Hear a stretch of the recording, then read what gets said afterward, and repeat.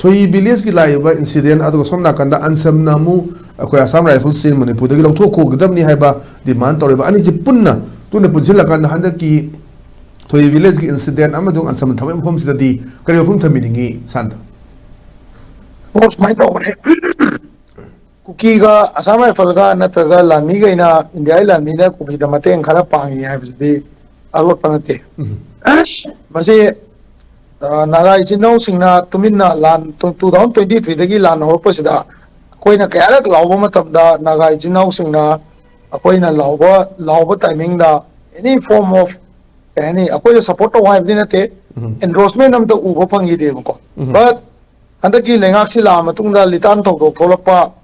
अदगी ममांगदा नसाइगी सेनापति असवाइदा खुनगी मी फुरम कोलम तौरबा अदुबाउदा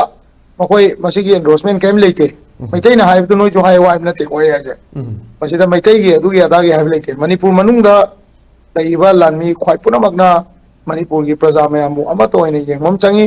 मरुइना असम राइफलददी मियामना याम कन्ना ngangiसे करिनो हाय कांदा फना चै चाम हेनबा मतम अमा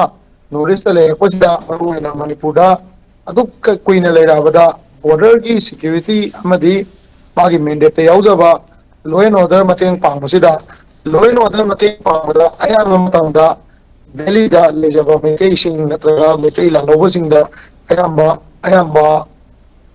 अटैक तौबा नत्रगा कोई मतलब फाबा पुनबा तौदा मतेंग याम चाउना पांगगा तत्तसु मकोइना मतेंग याम चाउन पांगी एप्रिशिएट तौजै अदुबु ngसाइ कुकी वाजे एकला कांददी ngसाइ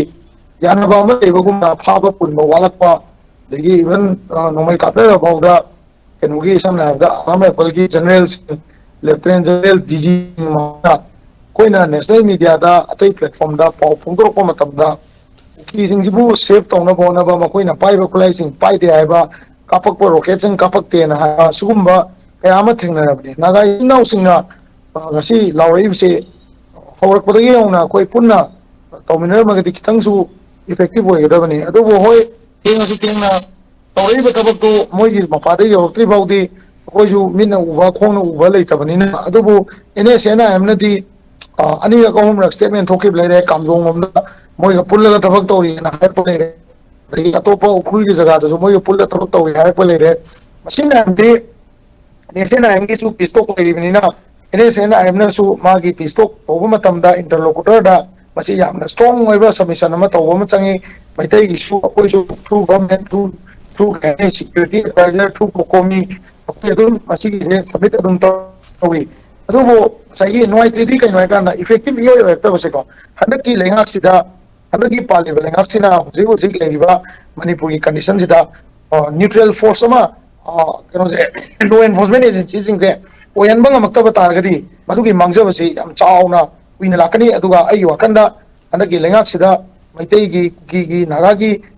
इक्वल लेवल दा पावर डिस्ट्रीब्यूशन अमा उलकपसी सिनसु अयामा ngसाइ के हनी को आर्मी सिंग अदगी पुलिस फोर्स सिंग अदगी लॉ की एजेंसी सिंग अमदी नारोल सिंग दा माई मागी जगह दा लेबसिंग दुदा मसोंग पोखलपगी अमसु उब्रा हैना आई सुमाइन तमजगे